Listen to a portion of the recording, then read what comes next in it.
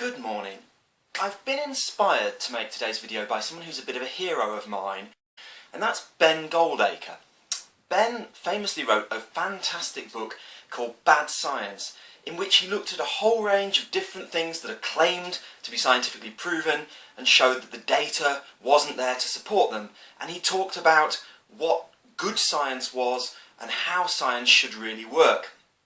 Absolutely fantastic scrutiny that he placed on some of the things that are out there. You know, the stories in the Daily Mail about things that cause cancer and so on.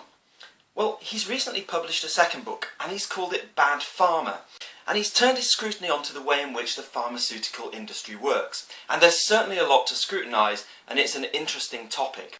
I guess at the heart of his thesis is the concept that the pharmaceutical industry behaves often in an unethical manner, that it withholds significant amounts of data, and that in that way it misleads patients and doctors in order to enhance its profits. I don't agree with all of Ben's thesis, but more importantly I don't really agree with the way in which he's going about the Bad Pharma campaign, stigmatising what is a very important industry that's saved many lives worldwide. Now, I took this up with Ben via Twitter and messaged him to say that the risk of attacking Bad Pharma in the way that he does is that it will push more people to turn towards bad science, things like homeopathy. And this was the initial response that I got from Ben, which, to be honest, I felt was a little bit disappointing. Now, it's worth me saying at this point, I'm no spokesman for the pharmaceutical industry. I've not had any funding from pharmaceutical industry for at least the last 5 years. And although I do research into medicinal chemistry, so I do have some idea what I'm talking about, I certainly have no financial interest in the topic whatsoever. And it's worth thinking as well, I'm not going to cheerlead here for the pharmaceutical industry. I'm going to try and reflect fairly on the pharmaceutical industry and what it does. And all through the history of the pharmaceutical industry, it's been checkered. There have been fantastic things and there have been less fantastic things. I mean, if you go right back to the beginnings of pharmacy in the 1800s, you have the medicine aspirin coming along in the early 1890s, a fantastic painkiller which has gone on to be one of the most successful drugs of the 20th century, with many other effects on the body. It's a good blood thinner. Many people are advised to take half an aspirin a day, every day. Never anticipated when aspirin was released. Very successful drug. At the same time, the same company was releasing a heroic painkiller onto the market, which they referred to as heroin. And of course heroin went on to become one of the most socially problematic drugs of the 20th century after it was banned in the 1920s. And you then get to the 1930s with the pharmaceutical industry, and you think about perhaps the biggest blockbuster drug of all, penicillin, which saved thousands upon thousands of lives over the 20th century, particularly in the Second World War. A fantastic breakthrough discovery for the pharmaceutical industry, transformed the way in which we treat bacteria. Yet even a drug like that is known to cause allergic response in quite a significant number of patients. Can lead to anaphylactic shock. It's not a perfect drug by any means and has to be used with caution. Furthermore, excessive use of it means that bacteria are becoming resistant to it, and so pharmaceutical sector has not solved the problem of bacterial infection, although without penicillin many more people would die than did previously. You get to the 1960s and you look at the incredible development of drugs like cyclosporin, which is an anti-rejection drug. That single discovery by the pharmaceutical industry allowed the whole transplant mode of treating patients to go ahead, because no longer would patients reject the organs that they've been given after transplantation, because cyclosporin suppresses the rejection. And that saved, again, thousands of lives worldwide through the pharmaceutical sector. But whilst developing cyclosporin, they were also looking at drugs like thalidomide, which of course when treating morning sickness led to fetal abnormalities and a huge range of birth defects and lots of problems resulting from that. The pharmaceutical industry has always had a checkered past. It's done wonderful things and it's had problems. I don't really think this is the heart of Ben's argument, so I will come to that. But it's important to note that since the genesis of the pharmaceutical industry, life expectancy in the Western world has more than doubled. That's not only due to the pharmaceutical industry, but they play a very large role, along with improved healthcare, surgical techniques and so on, in driving a vast improvement in human lifespan and expectancy. So what lies at the heart of Ben's problem? Why is he labelling pharma as bad pharma?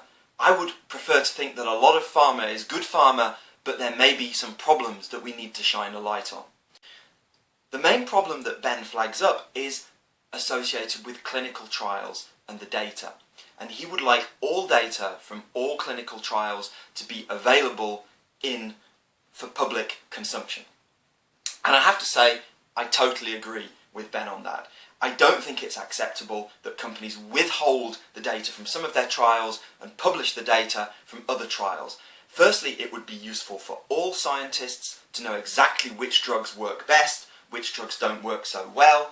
Secondly, it's in the interests of patients to know how well a drug really works. And if only the best trials get published, then the best data doesn't get into public knowledge. So I fully agree, open data in the pharmaceutical sector would be a huge step forwards.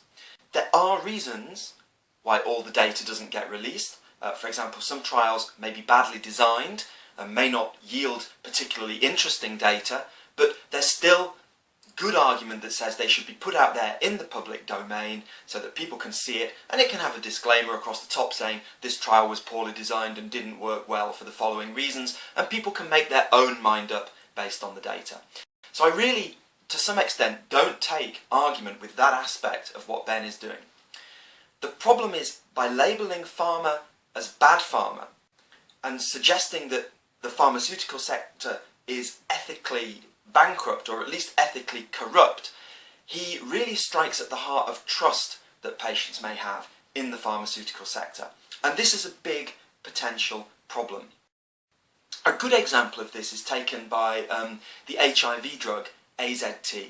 This was developed in the 1980s, and it was the fastest drug ever to get to market. It went from the shelves of the pharmaceutical company into public consumption in 3 or 4 years. That's incredibly unusual, but it was done because HIV/AIDS was such a devastating epidemic and so many people were dying.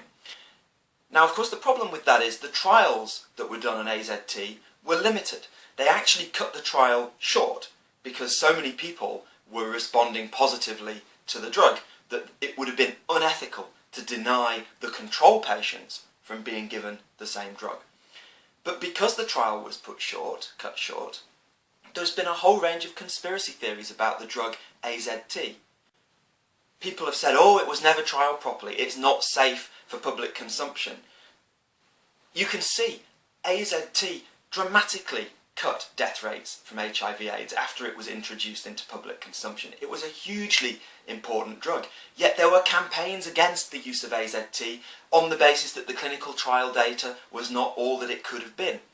Furthermore, it had been developed originally as an anti-cancer drug. Stopping a cancer cell replicating is somewhat similar to stopping a virus from replicating, and it worked through a similar mechanism. But of course people picked up on this and said, oh, this is really an anti-cancer drug, it will have carcinogenic properties, it's not been trialled properly, and a lot of negative press builds up around the drug. And the real risk of stigmatising particular drugs or particular aspects of the pharmaceutical industry without good evidence is that patients will become non-compliant with the treatment. And obviously if that was an HIV treatment or organ rejection treatment and patients lose their faith in the medication, then you're playing with patients' lives if you strike at the heart of faith and trust in the pharmaceuticals that patients are faced with. My partner, for example, takes over 50 tablets a day after having had his transplant. He has to have a strong degree of faith that the pharmaceutical industry knows what it's doing and the doctors know what they're doing. And by labelling pharma as bad pharma, there's a real risk that perhaps not the chemically and scientifically educated part of the population, that I think Ben speaks to very well, will be put off pharmaceuticals, but the non-scientifically educated part of the population will be put off using drugs. They will fear drugs more than perhaps they need to, and when they really need to take drugs, they will be sceptical about finishing the course of antibiotics or taking as many tablets as the doctor might recommend for their heart complaint. And that really runs a public health risk. So I guess my message and my thoughts on bad pharma are that the pharmaceutical sector isn't perfect. It's done some fantastic things. It's driven up life expectancy. I'd say there's more of a good pharma story than a bad pharma story overall. There are problems in the pharmaceutical sector. Open release of all the data is one of them. There is a risk that pharmaceutical companies want to push drugs that offer marginal benefits over previous drugs because they can make more profit by doing that.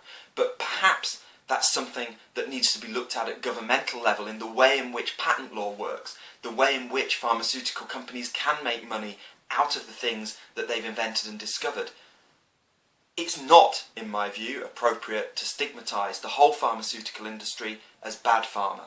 It strikes at the heart of public trust, and really, for an industry that's done an awful lot of good, there have to be better ways of engaging with the pharmaceutical industry than trying to shout very loudly, drag them through bad publicity, drip feed a stream of negative stories about a range of drugs. Particularly Ben has been very active about advocating against drugs like Tamiflu and a number of other recent innovations from the pharmaceutical sector on the basis that not all the data was released.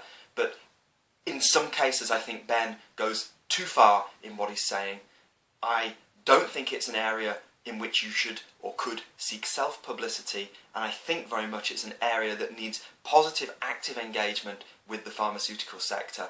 And you have to be very careful not to drive the average drug consumer, pharmaceutical consumer, into the arms of the Daily Mail, where they will believe whatever scare stories are written, irrespective of the scientific background to the story.